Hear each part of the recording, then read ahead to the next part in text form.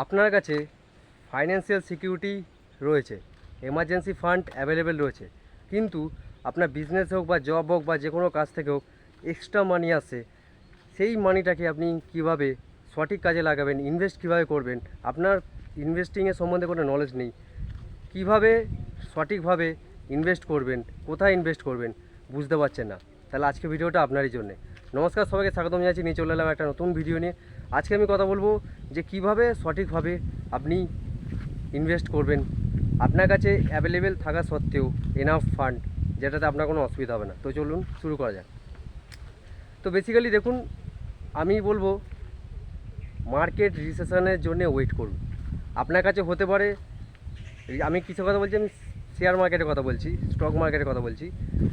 Basically কী হয়, যখন market recession আসবে তখন আপনি বাল্কে যদি কিনতে চান সেই সময়টা আপনার বেস্ট সময় হতে পারে। তো সেই সময় যদি আপনি পারচেস করেন, যখন মার্কেট উপরে উঠবে আপনার যে টাকাটা, সেই টাকাটা আপনি 2-3 টাইম বেশি রিটার্ন পাবেন। কেন বলছি, ধরুন এক্সাম্পল হিসাবে নিফটি ফিফটিতে অনেকে রেফার করে। তো নিফটিতে যদি আপনি ইন্ডেক্স ফান্ডের মধ্যে যদি নিফটির মধ্যে যদি আপনি ইনভেস্ট করতে চান, টপ 50-র মধ্যে ইনভেস্ট করার চেষ্টা করুন। যখন মার্কেট রিসেশনে যাবেন তাদের প্রাইসও শেয়ারও কমে যাবে, সেই সময়টা যদি আপনি পারচেস করেন তাহলে কি হবে, আপনার টাকাটা অনেক গুণ বেড়ে যেতে পারে। তো চেষ্টা করুন।